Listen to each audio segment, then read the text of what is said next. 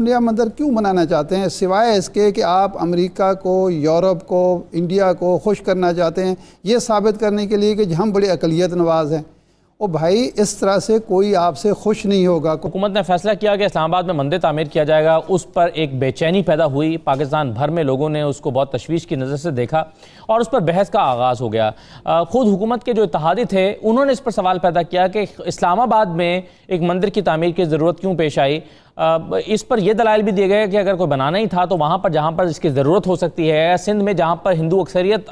میں لوگ آباد ہیں وہاں پر اس کی ضرورت ہو سکتی ہے، بنانا ہی تھا تو وہاں پر بنایا جاتا۔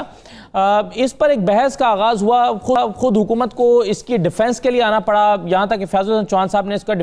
کا ڈیفنس یوں دیا کہ جی ہم نے نہیں، اس کو پچھلے حکومت نے انیشیٹ کیا تھا، انہوں نے اس کی زمین جو ہے وہ مختص کی تھی۔ 10 کروڑ روپے کی رقم بھی اس کے لیے مختص کی گئی اور اس کی تعمیر کا آغاز بھی ہو چکا ہے، لیکن بہرحال اس پر ابھی بھی مختلف حلقوں کی طرف سے اس پر تنقید ہو رہی ہے اس فیصلے پر، اور سوال اٹھ رہا ہے کہ یہ کیوں کیا گیا۔ تو پروگرام میں آج سب سے پہلے ہم اسی پر گفتگو کریں گے۔ اسلام کے تو مزاج کے اندر یہ ہے کہ کسی کے ساتھ ظلم نہ کرو، زیادتی نہ کرو، اور جو بھی حق ہے وہ اس کو ملے، لیکن رواداری اور چیز ہے اور خوشامد اور چیز ہے۔ یہاں پر یہ لگ رہا ہے کہ یہاں پر ہماری حکومت جو ہے وہ ان کی خوشامد پر تلی ہوئی ہے جنہوں نے بابری مسجد منہدم کی ہے، جہاں پر مسلمانوں کو جینے کا حق نہیں دیا جا رہا، جہاں پر صرف کسی کی تباہی کے لیے، بربادی کے لیے، خون ریزی کے لیے، قتل کے لیے اس کا کلمہ گو ہونا کافی ہے۔ ایسے میں آپ اگر یہاں اسلام آباد کے اندر جہاں پر پہلے سے ایک مندر ہے بھی صحیح، پھر ذرا یہ بھی دیکھ لیتے کہ اس مندر کے اندر کتنی حاضری ہوتی ہے، کیا وہ اوور کراؤڈڈ ہو گیا ہے، کیا وہ وہاں پر جو موجود ہندو حضرات ہیں کیا ان کی ضروریات پوری کرنے سے قاصر ہے؟ اگر کوئی ایسا مسئلہ ہوتا تو کہیں کوئی جسٹیفیکیشن تو ہوتی نا، یعنی مجھے کوئی اس کی جسٹیفیکیشن نظر نہیں آ رہی کہ آخر یہ کیوں بنایا جا رہا ہے، سوائے اس کے کہ جی آپ انڈیا کی خوشامد کر رہے ہوں اور اس کی خوشامد کر رہے ہوں جو کہ آپ کی خوشامد۔ اچھا کاظم صاحب، آپ تو خوشامد کا لفظ استعمال کر رہے ہیں، لیکن فواد چوہی صاحب نے جو کہا اور جو حکومت کا چلیں ایک دوسرے انداز میں نقطہ نظر ہو بھی سکتا ہے، وہ یہ کہ ہم پوری دنیا کو ایک ایسا پیغام دینا چاہتے ہیں کہ پاکستان مذہبی رواداری پر یقین رکھتا ہے اور پاکستان اقلیتوں کے حقوق پر یقین رکھتا ہے اور مذہبی آزادی دیتا ہے۔ اقلیت کو خوش کرنا ہے، اس کو پیسے دو، وہ اپنے پیسے میں سے اس کو اتنا مالا مال کر دو کہ وہ جا کے اپنی بات کا بنا لے۔ پاکستان کے 80% جو شراب کے لائسنس ہیں وہ ہندو کمیونٹی کے پاس ہیں، آپ کا شراب کا ٹیکس میں سے رعایت کر دو، اپنا مندر بنا لیں۔ پہلی بات تو یہ ہے کہ ہمیں بطور مسلمان سوچنے کا حق حاصل ہے یا نہیں ہے۔ اقلیتوں کے جو حقوق ہیں ان کا تحفظ ہونا چاہیے، اقلیتوں کی عبادت گاہیں ہیں ان کا تحفظ ہونا چاہیے،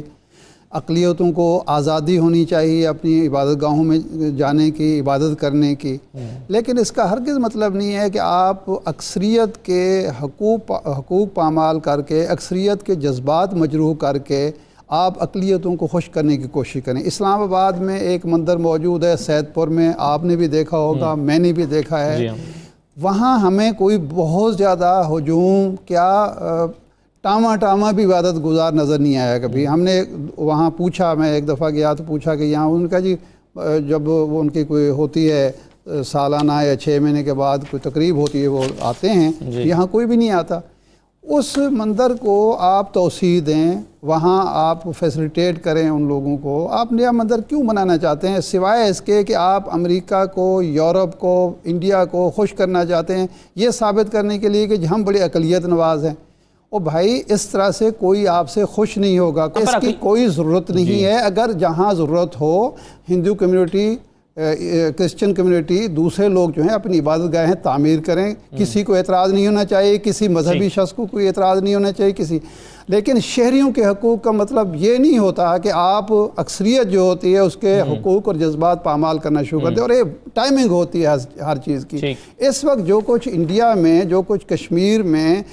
ہو رہا ہے مسلمانوں کے ساتھ، مسلمانوں کی عبادت گاہوں کے، یعنی سپریم کورٹ جو انڈیا کی سپریم کورٹ ہے، سیکولر انڈیا کی سپریم کورٹ ہے، اس نے سیاسی بنیادوں پر فیصلہ دیا، حقائق پر اور تاریخ پر مبنی فیصلہ نہیں دیا، اور آپ ہم خوش کرنے کی کوشش کر رہے ہیں۔ کبھی وہ اقلیتی کمیشن میں قادیانیوں کی سیٹ ڈال دی جاتی ہے، کبھی آتے میاں کو کمیشن کا جو ممبر مقرر کیا جاتا ہے۔ تو یہ چیزیں جو ہیں حکومت کے بارے میں تاثر بھی خراب کر رہی ہیں اور اس سے کوئی فائدہ بھی نہیں ہو رہا، بلکہ یہ تاثر ہو رہا ہے کہ ریاست مدینہ کا جو شور ہے وہ بھی صرف لوگوں کو خوش کرنے کے لیے، اس کا اگر حقیقی مقصد ہو تو مسلمان جو ہے وہ ہمیشہ بتگر کبھی بھی نہیں ہوتا، بت شکن ہوتا ہے، تو اس کا احساس جو ہے بت قد تعمیر مسلمان نہیں کرتے۔ موجود ہیں اسلام آباد ہائی کورٹ میں اس کو چیلنج کیا گیا اور کہا گیا اسلام آباد کے ماسٹر پلان میں یہ شامل نہیں تھا، مسلمان کبھی بت قد تعمیر نہیں کرتا۔